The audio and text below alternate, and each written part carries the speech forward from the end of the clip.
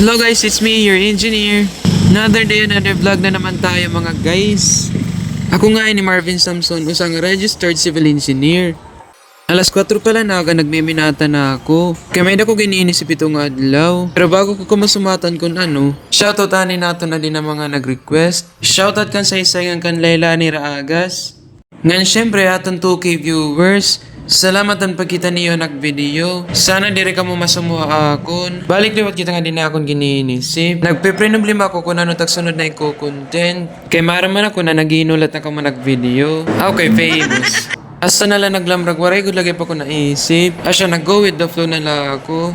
Ito nga nabumuot na ako, kinakabatin ako ni Raring Asa. Sinyalis nga matrabaho na naman ako. Asya giniling ko anera kadali kung nagaano na. Iyawat na lang ngayon apply ni, di mabalik kag pagkaturog. Tapos pagiling ko, di nakita na matrabaho na naman kita yan ang adlaw. Aray ko!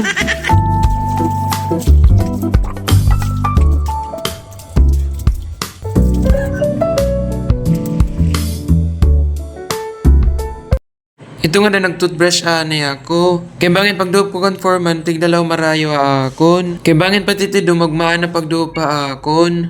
Dapat advance na kita mag-isipin mga sugad din. Giniling ko na naman ni Rautro. Pagkita ko, di naman nga yan ayam, naginulat na akon. Asya, dali-dali lawat ako nga gumawas. Siyempre, nag-outfit check ka na ako. Biskan waray pagkarigo nga da. Importante nag-toothbrush ako.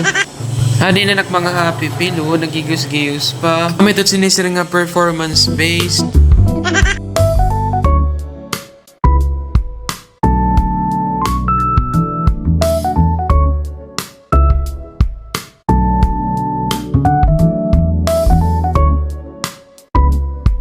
May nainom duman siya bumalik ka kani after ko pag-check asay. Gingkita ko nak-laptop kung bakit may na nag-PM haakon. Asya to na-excite ako pagkita kay pag nag-notify haakon. Tapos pagkita ko ang kontraktor nga yan napakya na botan material.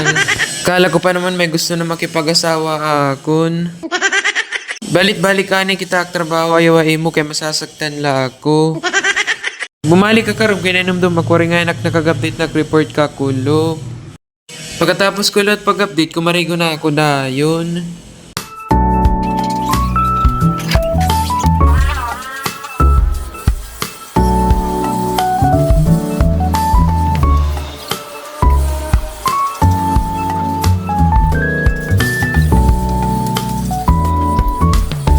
Moments late. Makatulot ito yaw sa nga side. Pero bago ya dumiretso, nag-breakfast aniya ka ng G's. Mga 2 minutes lang nga breakfast. Naayon talaga kin nga niya karinderya. Hindi mo 30 pesos, makakapamahaw ka na. And may da ka nag-ulay, lumpia Shanghai ngan rice. Grabe man makatuto kay Kuya Akon. Siguro nakikilalak niya nga vlogger ako.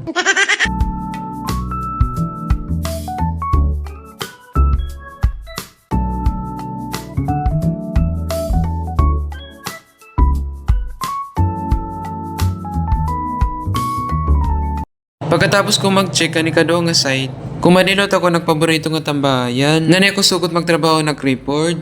Pagkari ko sakto lang may hinog na lang ka na naman. Grabe halos adlaw-adlaw nalag nakakakaunin lang ka nga di. Healthy living talaga ko nga di orong mo. Marasa talaga ni nga lang ka. Kung ging kakaon-kaon ka mo, baka di nalang ka mo or mo kay tatagan ko ka mo.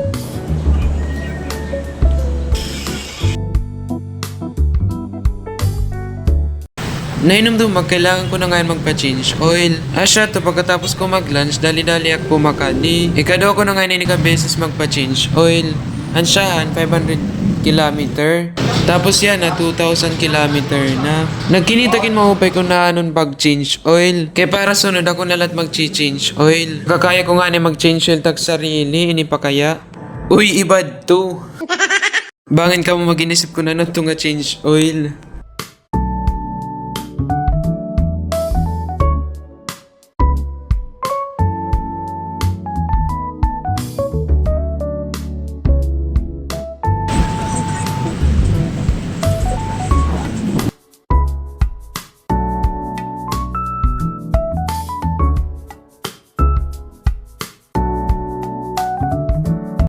Damo na nakon nga da mga pakiana. Kung kalasan ba dapat nag-change oil. Tapos patang ka ng gear oil. Bagandiri ko pa da kaya magsarili mag-change oil. Siguro mabalik na lang ni sunod ko mapa-change oil ako. Kaya may da pa man ako sa kakyupon.